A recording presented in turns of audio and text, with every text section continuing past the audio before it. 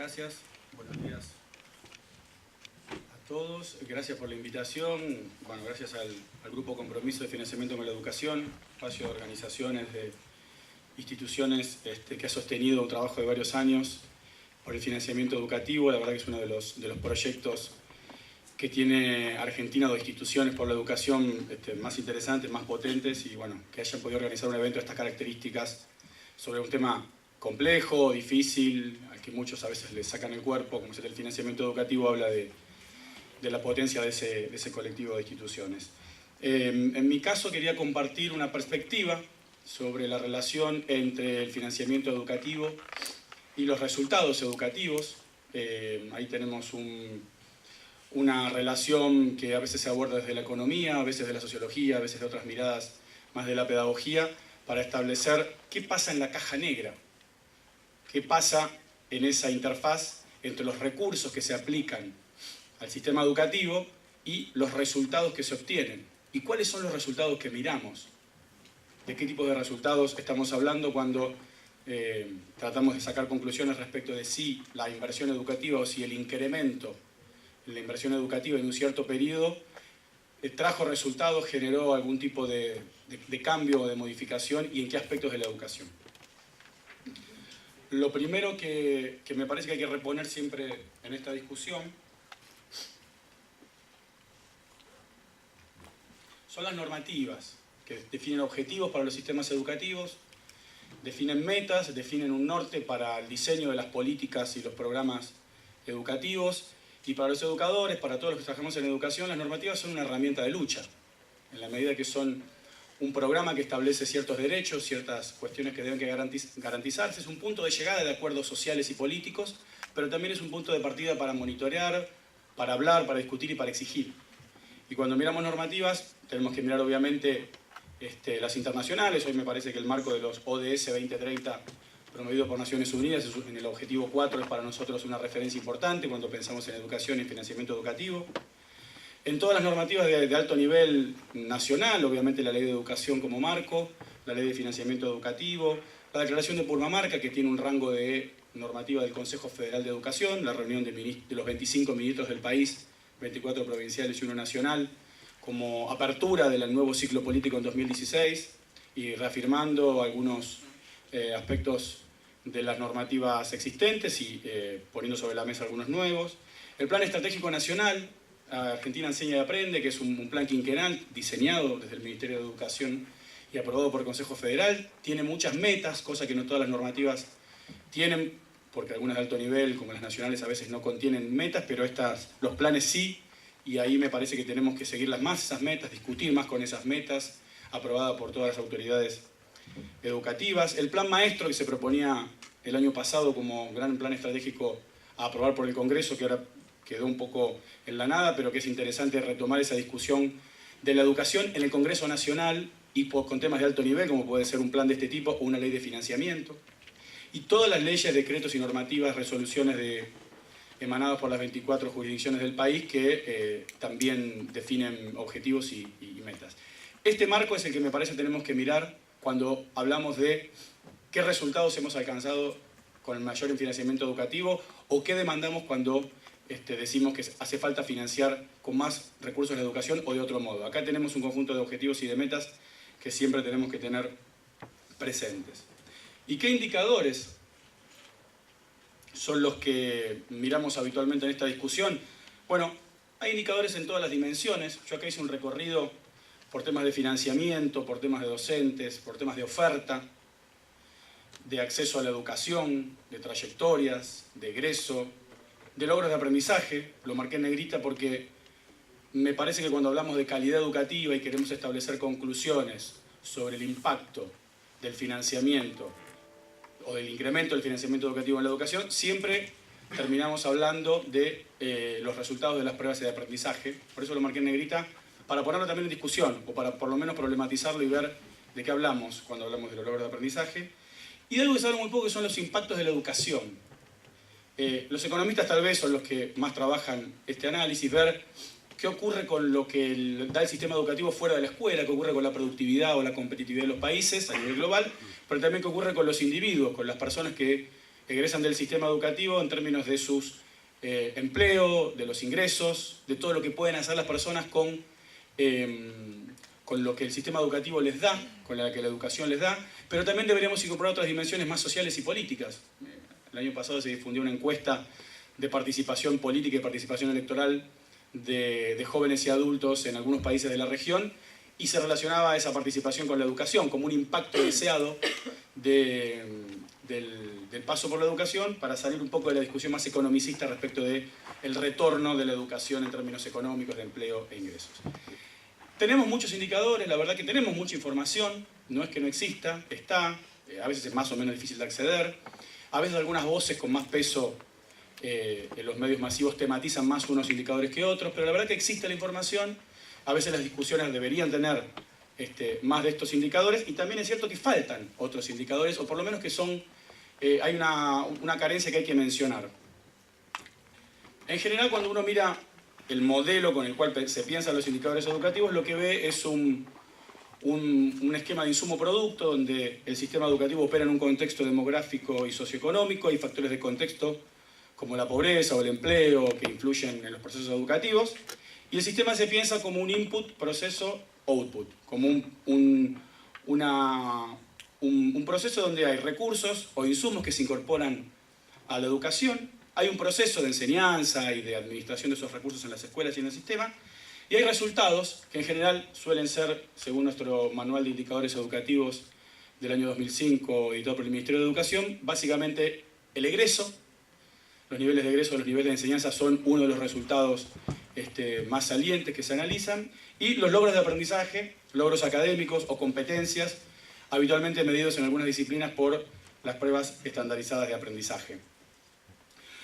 Cuando yo decía recién que hay algunas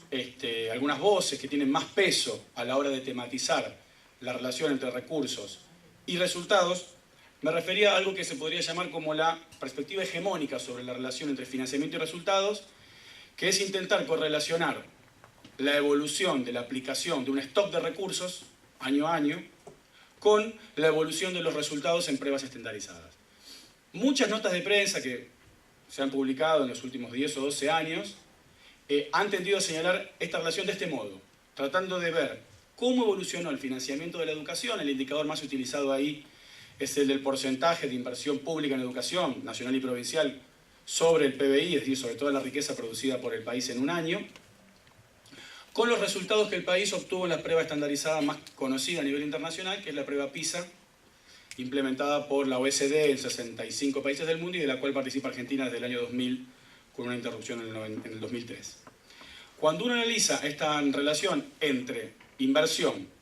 en términos de PBI, y resultados por PISA, se encuentra con esta serie. Fíjense, en este gráfico lo que hay es una serie que es la de inversión educativa, que debe ser mirada con el eje de la derecha del gráfico, que tiene porcentajes que van del 3.0 al 6.0, y los puntajes que la Argentina obtuvo en la prueba PISA, promediando las 3 disciplinas evaluadas, ciencias, matemática y lengua, con el eje de la izquierda, que tiene un puntaje que va de 350 a 450, escala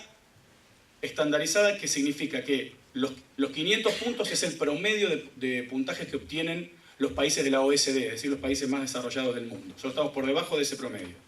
Y en esa escala, 41 puntos aproximadamente son las competencias que adquiere un estudiante en un año escolar,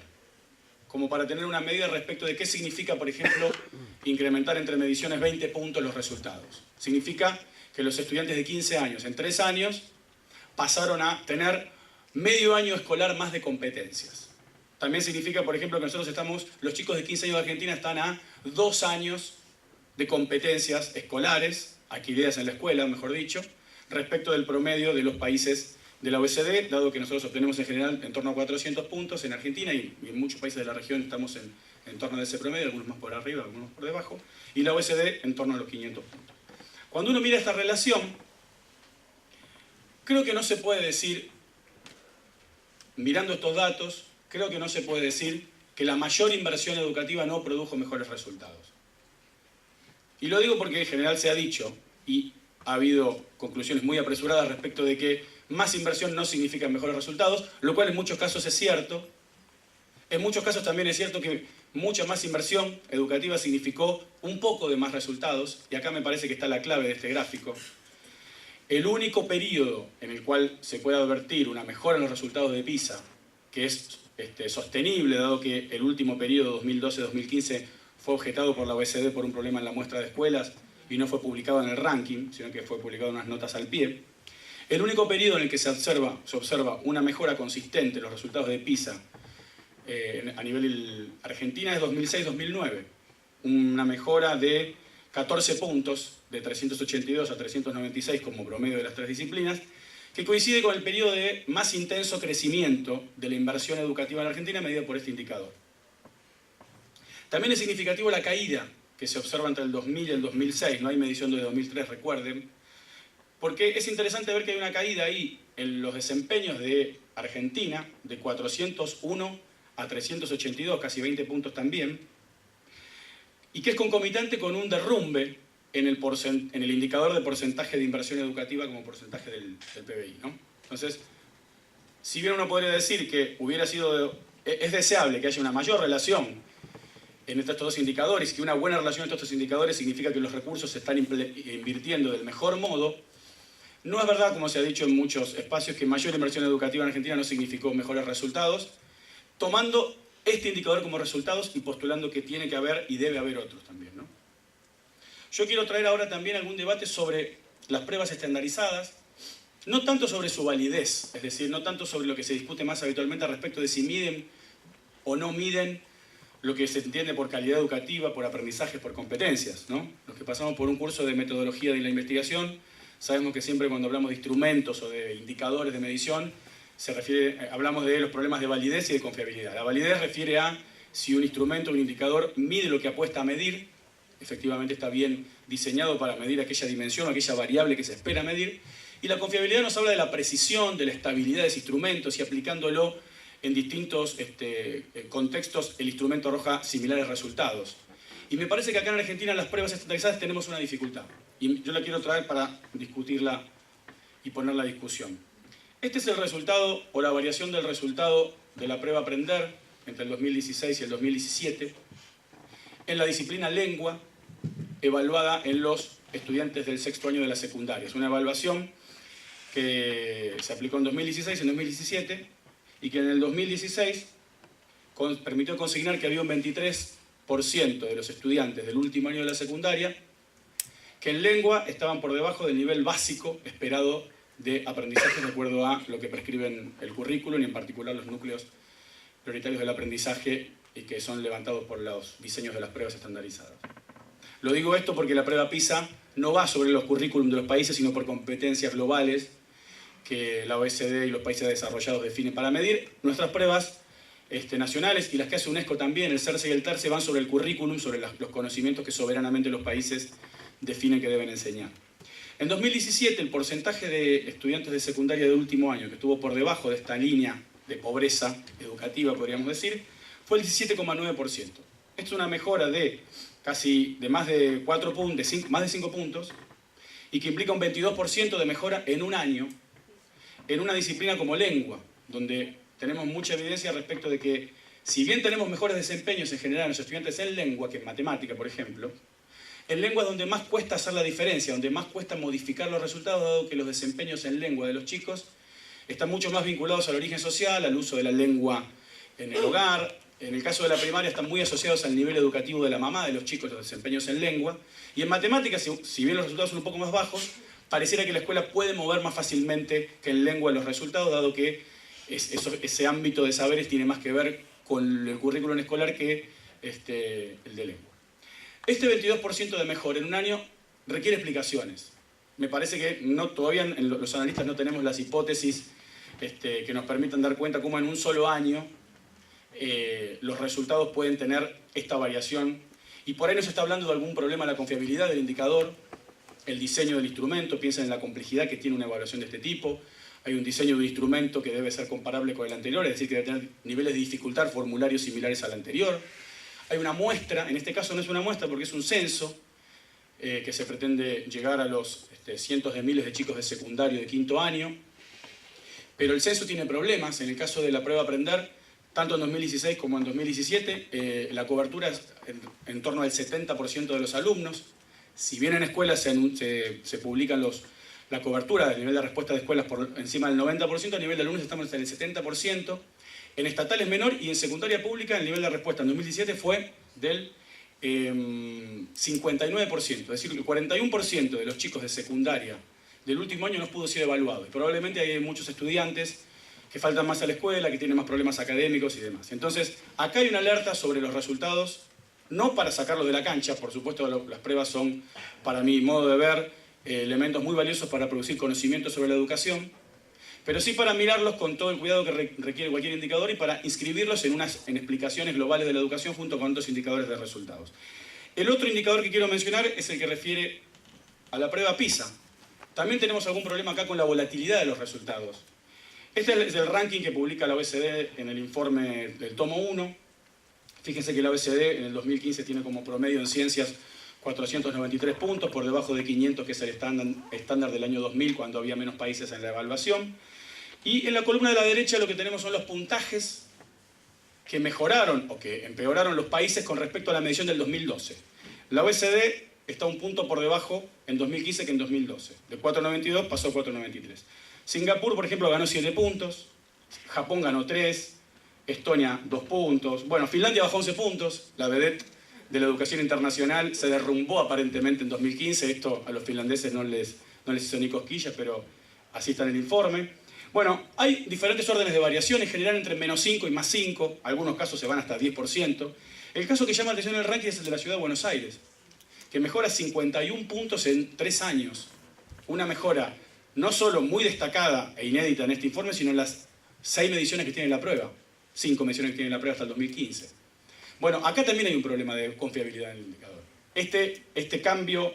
estos 51 puntos, que es más de un año de competencias escolares, obviamente que no ha sido convalidado como un cambio efectivamente en los aprendizajes, aunque si bien la OCDE incluyó este caso en el ranking,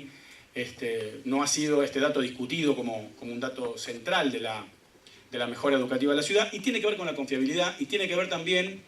con el aspecto clave que me parece importante reponer en la discusión, que es qué conclusiones queremos sacar utilizando los resultados de las pruebas solamente para ver si el financiamiento educativo impacta o no impacta en la educación. Me parece que en el sector educativo esto lo tenemos claro, los educadores lo tenemos claro, los que gestionan el sistema educativo también lo tienen claro. Hacia el resto de la sociedad es más difícil contarlo esto, hacia los ministros de Economía es muy difícil, en las provincias los ministros de Economía le dicen a los de Educación, che, ¿me pedís más recursos? ¿Y dónde están los resultados? Y miran esto en general. Entonces, me parece que cuando hablemos de financiamiento, obviamente que vamos a hablar de políticas, de acciones y demás, pero tenemos que pensar los resultados más allá de este tipo de resultados estandarizados y más allá de esta medición en los logros de resultados de aprendizaje. Bueno, muchas gracias.